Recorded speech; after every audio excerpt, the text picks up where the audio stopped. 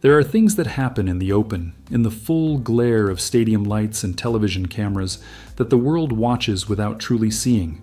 There are patterns that form slowly, like hairline fractures in marble, invisible until the pressure becomes unbearable, and the whole surface gives way. And there are institutions built on surveillance and suspicion that spend decades watching a man, cataloging his movements, his associations, his money, his silence, and still walk away without fully understanding what they had been looking at. This is not a story about guilt or innocence. It has never been that simple. This is a story about what happens when the machinery of the state turns its gaze on genius, and what it finds when it looks not at the spectacle, but at the structure underneath. The Federal Bureau of Investigation opened its first file on Michael Jackson in 1993. That is the official record. But the architecture of surveillance, the quiet accumulation of interest from federal agencies and local law enforcement, had been building long before that date ever appeared on a document. The early 1980s were a different kind of America. The country was renegotiating its relationship with black excellence, with spectacle, with wealth that did not follow the expected inheritance lines. And Michael Jackson was becoming something that America had no existing framework for, not just a star, but a planetary force. A man whose face appeared on the covers of magazines in countries that did not share a language, whose music crossed borders that politics had sealed shut. That kind of power does not go unwatched.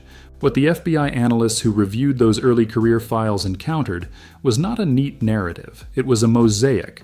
Fragments of field reports, intercepted communications, financial reviews, and second-hand accounts that had been collected not with a single purpose, but with the slow, patient logic of institutional anxiety.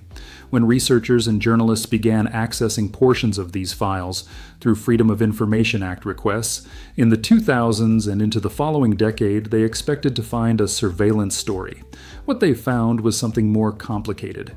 Embedded within the bureaucratic language, beneath the redactions and the careful federal prose, was the outline of a pattern that had gone unaddressed, not because the analysts were blind to it, but because the pattern pointed in a direction that the investigation had not been designed to travel.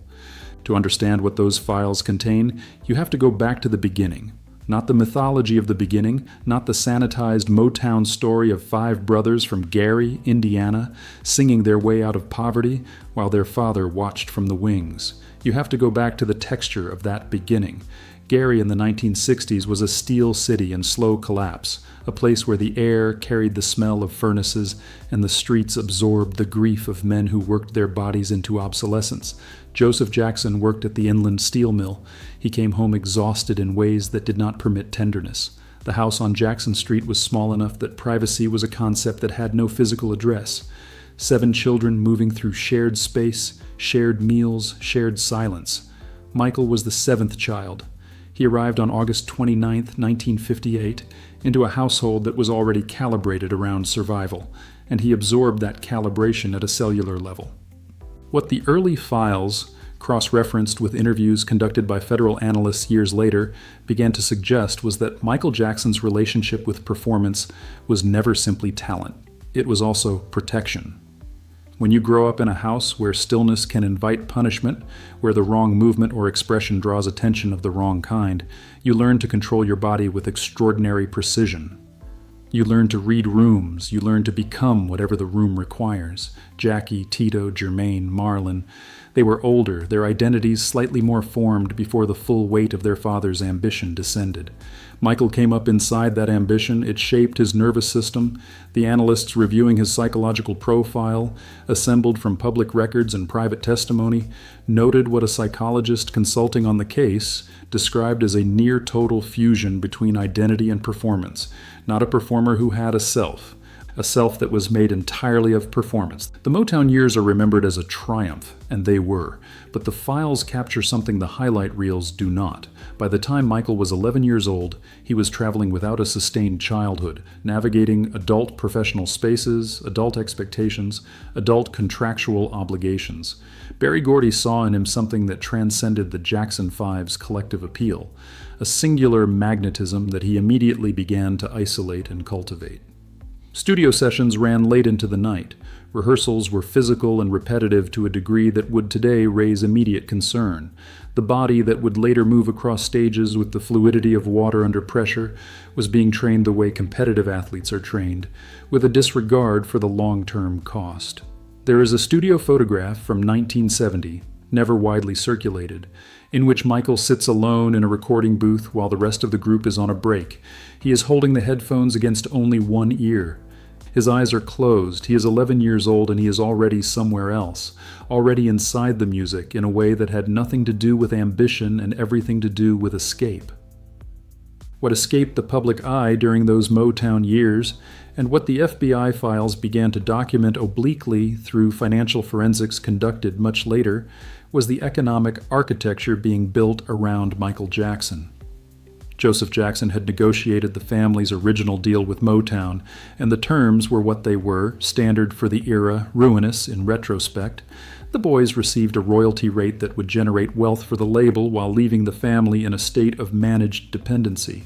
They were successful and simultaneously indebted to the machinery of their own success. Michael would later describe this period in interviews with a careful neutrality that those trained in reading evasion recognized immediately. He never said he felt trapped. He spoke in careful passive constructions. Things had been difficult. Decisions had been made. The passive voice in the grammar of a man who spent his life being managed was a full confession. The transition to Epic Records in 1975, when the Jacksons left Motown in a departure that was at once a creative liberation and a financial negotiation of staggering complexity, marked the first moment in the paper trail where Michael Jackson's individual interests and the Jackson family's collective interests began to pull in slightly different directions. The FBI analysts, working backward through financial records during the 1993 investigation, noted that even in the mid-1970s, when Michael was barely a teenager, there were separate accounts, separate agreements, separate conversations happening in parallel to the family's official business. Not fraud, not concealment, but the early signs of a man who understood at some level that may not have been fully conscious that his value was not equivalent to his family's value, and that the gap between those two figures needed protection. Off the Wall arrived in 1979 and changed the coordinates of everything. Quincy Jones, who had met Michael during the filming of The Wiz, understood immediately that what he was working with was not simply a voice or a dancer, but an entire emotional weather system. The album was sophisticated in ways that the market had not asked for.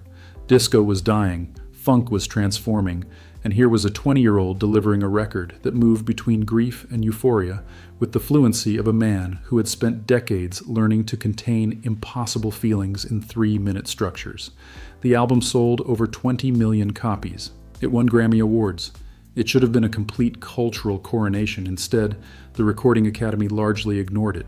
The album received 1 Grammy, a win that, measured against its cultural impact, was received by those close to Michael as something close to an insult.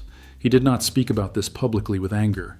He processed it the way he processed most institutional rejection, by going further, by building something so large that the next wave of silence became structurally impossible.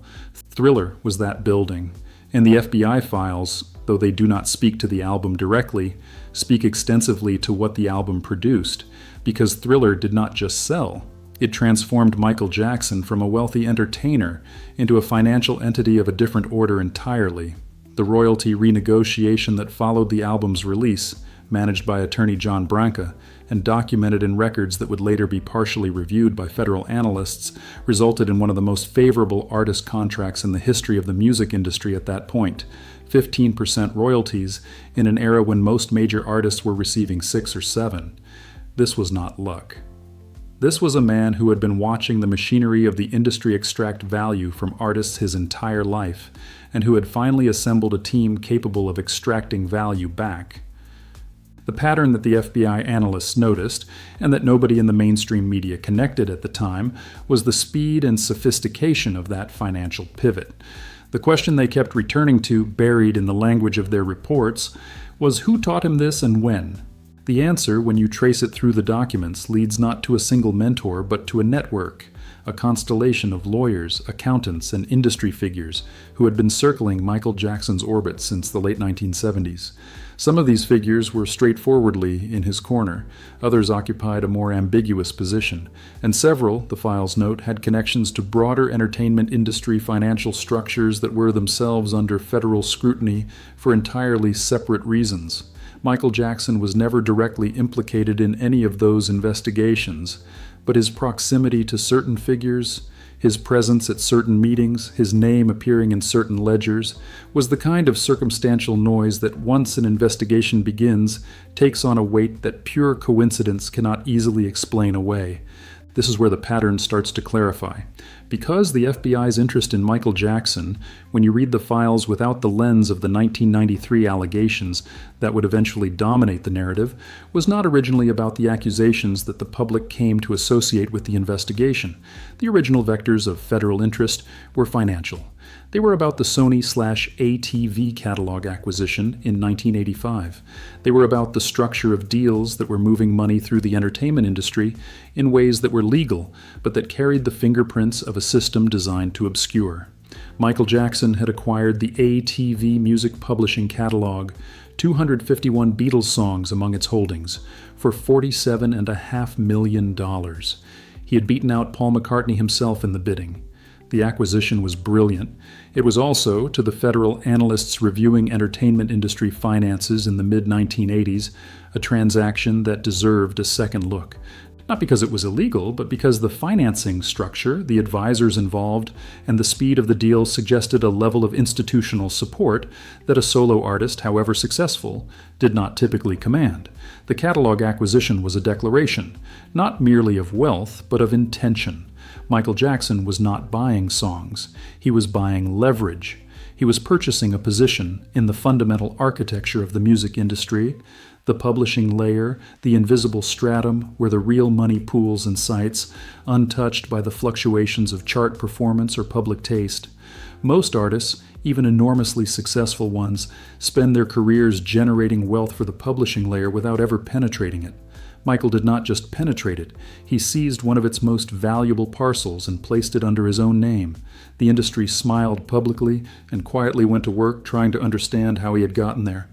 The advisors who structured the ATV deal operated at an intersection that the FBI's financial crimes divisions had been monitoring for years. Not because those advisors were criminals, several of them were among the most respected figures in entertainment law, but because the entertainment industry in the mid-1980s was undergoing a financial transformation that had attracted a specific category of investor.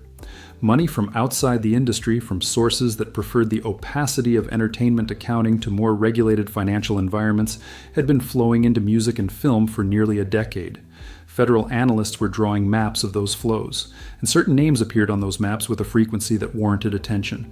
Several of those names also appeared, in various capacities, in the documentation surrounding the ATV acquisition. Michael Jackson's name did not appear on those maps as a subject. It appeared as a node, a point through which certain financial relationships passed without leaving an obvious trace. What the analysts concluded, and what their report stated in language carefully stripped of accusation, was that Michael Jackson may not have fully understood the architecture he was operating within. The psychological profile assembled from years of testimony and observation described a man of extraordinary intuitive intelligence, combined with specific, significant blind spots. He understood music with a completeness that bordered on the supernatural. He understood performance, image, and the emotional mechanics of an audience with a precision that no training program could have produced. But the financial and legal structures through which his career operated were, to a meaningful degree, managed by people who understood that his trust, once given, was near total, and near total trust in the context of major financial transactions is an instrument that can be used in multiple directions simultaneously. This is the detail that the analysts kept returning to in their internal reviews.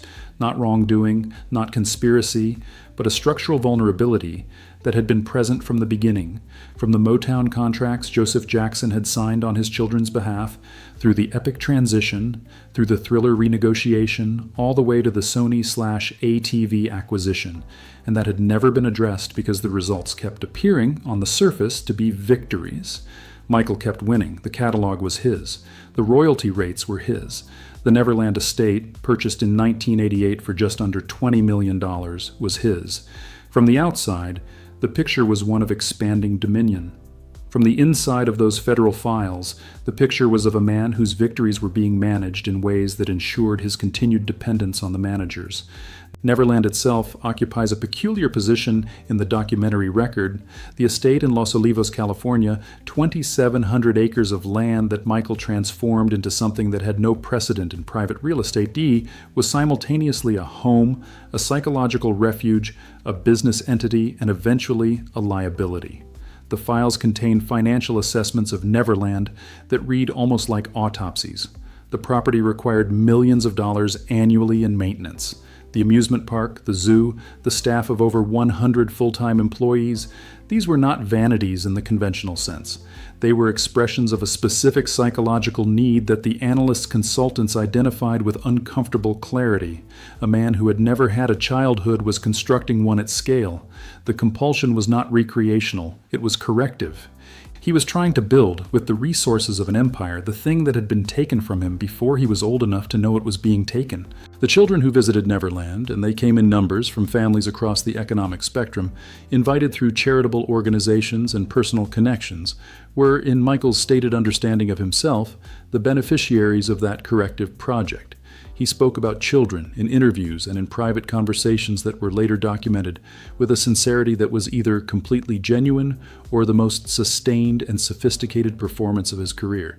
The federal analysts, trained in the detection of deception and pattern, reviewed hours of those statements. Their conclusions were not the conclusions the tabloid press preferred. Several analysts noted in internal memos, later obtained through FOIA requests, that the behavioral profile assembled on Michael Jackson did not match the profile of predatory conduct. What it matched, they noted with the careful language of people who understood their words might one day be scrutinized, was a profile of profound developmental disruption expressing itself in ways that were unconventional, poorly boundaried, and genuinely misunderstood by almost everyone observing from the outside. This does not resolve the allegations. Nothing in this story resolves the allegations, but it adds a dimension to the understanding of those allegations that the media coverage of the 1990s almost entirely suppressed in favor of a simpler narrative. The simpler narrative was more useful. It was more transmissible. It fit the existing cultural template for the rise and fall of black male celebrity in America. A template that had been applied with variations to figures from Jack Johnson to O.J. Simpson, and that required the figure to eventually be brought low by something irresolvable, something that could not be managed or explained or survived. The FBI files, read in their entirety, suggest that the machinery of that narrative was engaged long before the 1993 allegations provided it with its most powerful fuel. The Chandler case broke in the summer of 1993 with a force that rearranged everything. Jordan Chandler, 13 years old, and his father, Evan Chandler, a dentist with a stalled screenwriting career and a documented grievance against Michael Jackson over a financial dispute, became the center of a media storm that consumed the rest of Michael's life. The details of that case have been examined in dozens of books, documentaries, and legal analyses. What has been examined less thoroughly is what the FBI files reveal about the investigation's internal dynamics. The moments where the federal interest that had been tracking Michael Jackson's financial network was forced, almost awkwardly, to realign around the new allegations, and what got lost in that realignment. The financial investigation did not stop, but it was subordinated. The resources that had been dedicated to understanding the network of advisors and financial structures surrounding the catalog acquisition were redirected toward building a case around the Chandler allegations. This was partly logical. If the allegations were true, they represented an immediate harm that superseded financial irregularities. But it was also partly convenient. Several of the figures whose names appeared in the financial investigation's documentation were connected, through their own legal and professional networks, to individuals who had an interest in the direction the Michael Jackson investigation traveled. The FBI analysts who raised questions about this realignment internally were not silenced. They were simply moved to other assignments. Their concerns remained in the files, noted and unaddressed, like footnotes in a book nobody was reading. The 1993 case ended without criminal charges. The civil settlement, reached in January 1994 for a reported $23 million, was immediately interpreted by the public as an admission of guilt. an interpretation that Michael and his legal team contested, and that the files partially complicate. The settlement was recommended by Michael's insurance carrier and his legal team on grounds that had as much to do with the financial and reputational cost of a prolonged civil trial as with the underlying facts. This is not unusual in high-stakes civil litigation. It is, in fact, standard practice. But in the court of public perception, the standard practice of the wealthy looked like the behavior of the guilty, and no amount of subsequent legal exoneration would fully repair that impression.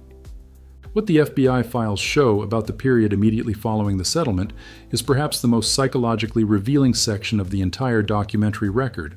Michael Jackson did not retreat. He accelerated.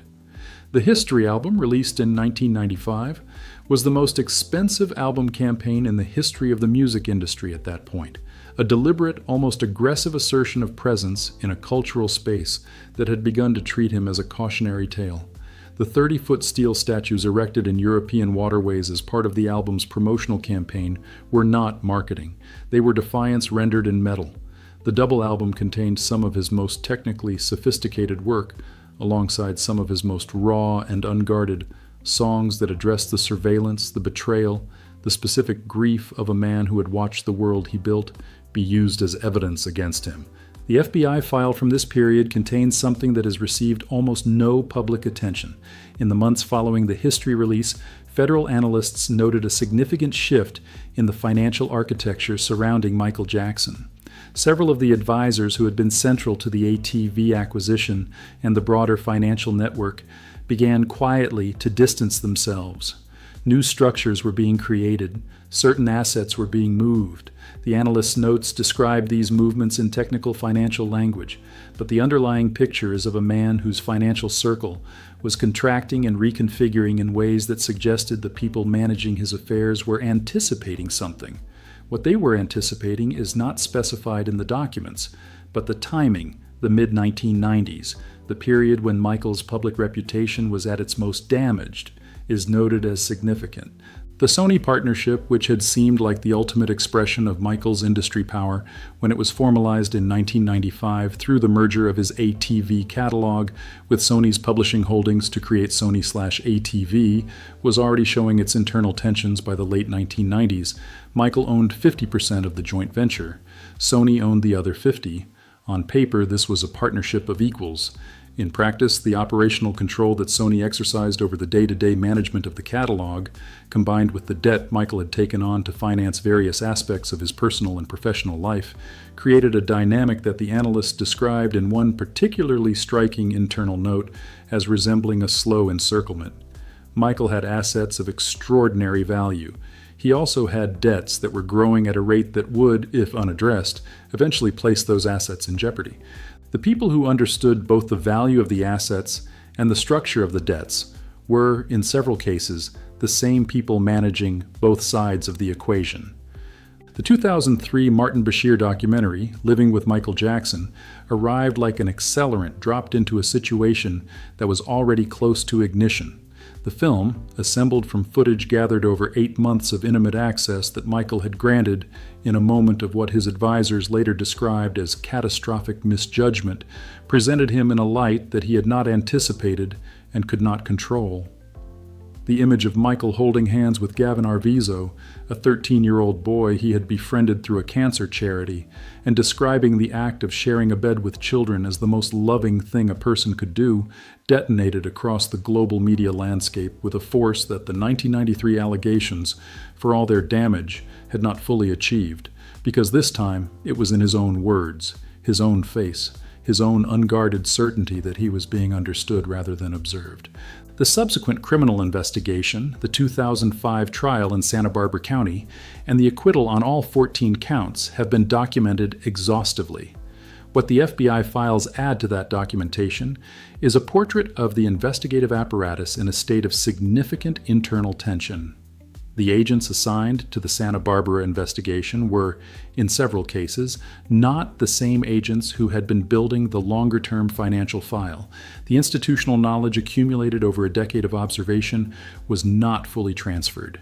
The new investigation was built on the foundation of the Arvizo family's allegations, and that foundation, as the jury ultimately determined, was insufficient. The acquittal was not a surprise to several of the senior analysts who had been observing Michael Jackson for years.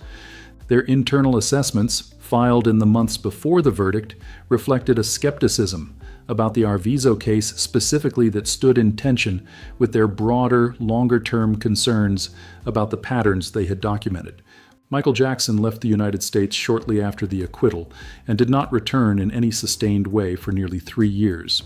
He moved through Bahrain, Ireland, and Las Vegas with the particular restlessness of a man who had won and still felt like he had lost something irreplaceable. The acquittal had restored his legal standing. It had not restored his sense of safety. The FBI files from this period are sparse. The active investigation had concluded. The financial monitoring had been formally suspended, and the institutional attention that had followed him for over a decade had, at least officially, moved elsewhere. But the documents that do exist from 2005 through 2008 capture something in the peripheral vision of the federal record that is more haunting than the years of active surveillance. They capture absence. The space where a man used to be, still faintly outlined in the bureaucratic memory of an institution that had watched him for so long, it had forgotten what it was looking for. The financial situation that Michael returned to when he began planning his comeback was not what the public understood it to be. The mythology of his final years describes a man who had spent himself into ruin. The Neverland maintenance costs, the legal fees, the loans taken against the catalog, the accumulated weight of decades of extravagance. This mythology is partially true. The debts were real. The Bank of America loans secured against his share of Sony/ATV had reached figures that required immediate attention. But the mythology obscures the other half of the picture, which is that the asset beneath those debts, his 50% stake in a catalog that now included not just the Beatles songs but an expanding universe of acquired publishing rights, was worth considerably more than the debts secured against it. Michael Jackson in 2008 was not a ruined man. He was a highly leveraged man whose core asset was appreciating faster than his liabilities were accumulating. The difference between those two conditions is enormous, and it is a difference that several of the people managing his affairs had a financial interest in keeping him from fully understanding. The This Is It concert series, announced in March 2009 at the O2 Arena in London, was conceived as 50 shows. It became almost immediately something closer to a forced march. The promoter, AEG Live, had structured the deal in ways that placed the financial risk almost entirely on Michael's side. If the shows did not happen, if Michael was unable to perform, the losses would be absorbed through mechanisms that pointed directly at his assets. The people who negotiated that deal on Michael's behalf were, again, operating within a network of relationships that the FBI's earlier financial investigations had partially mapped. The analysts who had tracked those relationships noted, in documents that would only become fully accessible years after Michael's death, that the structure of the AEG deal bore certain resemblances to financial architectures they had observed before in the entertainment industry, architectures designed to generate one outcome regardless of which direction events traveled. Michael died on June 25, 2009, in a rented mansion in Holmby Hills, Los Angeles. The cause of death was acute propofol and benzodiazepine intoxication. His personal physician, Conrad Murray, was convicted of involuntary manslaughter in 2011 and served 2 years of a 4-year sentence. The narrative that settled around his death, a desperate insomniac dependent on an anesthetic administered by a negligent doctor, destroyed finally by the same body that had carried him to impossible heights, was not false, but it was incomplete in ways that the FBI files and the broader documentary record assembled in the years since continue to complicate. The propofol dependency did not emerge from nowhere. It emerged from a specific context. A man being asked to perform 50 arena shows at 50 years old, while managing chronic pain from decades of physical performance, while navigating the psychological weight of a comeback that felt to those close to him less like a triumph and more like a transaction. The people who were with Michael in those final months described, in testimony and in interviews conducted after his death, a figure moving through a state of profound exhaustion that sleep, a real sleep, unassisted sleep, could no longer touch.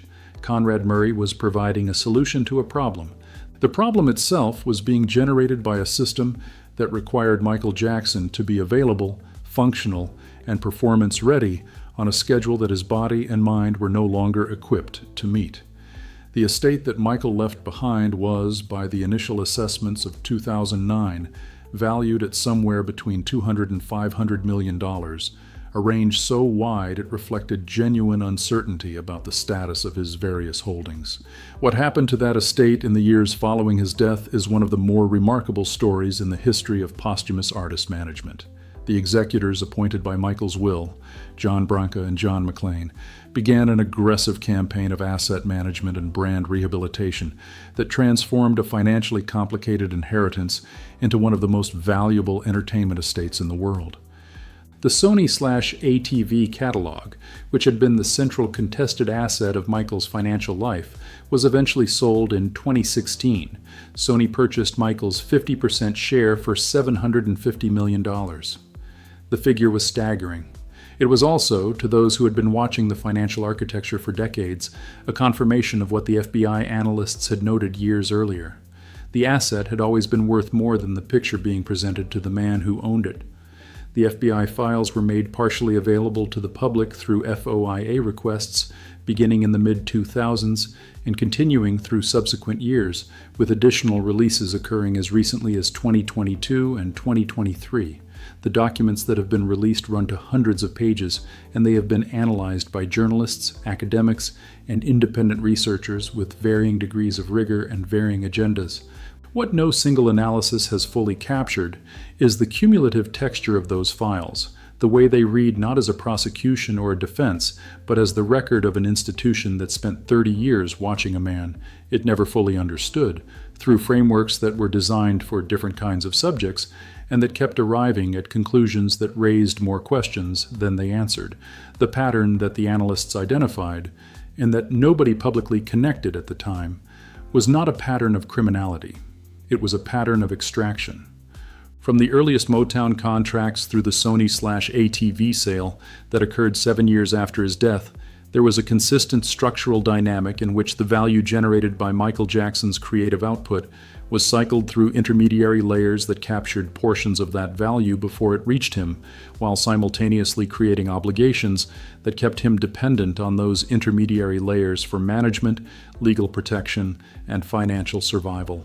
This is not unique to Michael Jackson. It is, in various forms, the story of the music industry's relationship with its most valuable artists across the entire 20th century. What made Michael's version of the story distinctive was the scale, the sheer magnitude of the value being generated, and the corresponding magnitude of the extraction and the psychological dimension. The childhood that had been spent in service of other people's ambitions had produced a man who was, in certain specific and crucial ways, still operating from the inside of that childhood, still trusting the wrong rooms, still performing his way through situations that required a different kind of response. The recent wave of re-examination that has surrounded Michael Jackson's legacy, the 2023 announcement of a biographical film from Lionsgate and the Jackson estate, the ongoing legal battles over the Leaving Neverland documentary and its claims, the academic work being done on the racial dimensions of his treatment by the American media and legal system, has begun to surface some of the questions that the FBI files implicitly raised decades ago. The biographical film, with Michael's nephew Jafar Jackson cast in the lead role, enters production at a moment when the cultural conversation about Michael is more fractured and more urgent than at any point since his death. The film's producers face the challenge that everyone who attempts to tell this story ultimately faces: the challenge of holding multiple incompatible truths in the same frame simultaneously without resolving them into a simpler picture that serves a particular agenda. Because the truest thing the FBI files reveal is not a fact about Michael Jackson specifically. It is a fact about the systems that surrounded him, systems that were designed at every level to manage and direct the output of extraordinary human beings, while minimizing the degree to which those human beings understood or controlled the direction of their own value. Michael understood this, imperfectly and intermittently, throughout his life. He fought against it in the ways available to him, through the catalog acquisition, through the royalty renegotiations, through the history album's raw declarations of awareness. He also failed to fight against it in the ways that mattered most, in the rooms where the actual decisions were being made, by the people who had learned to speak his language of trust and use it as an entry point.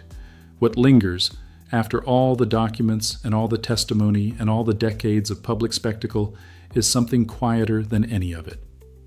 It is the image of a boy in a recording booth in 1970, holding the headphones against one ear, eyes closed, already gone somewhere, that the adults in the room could not follow.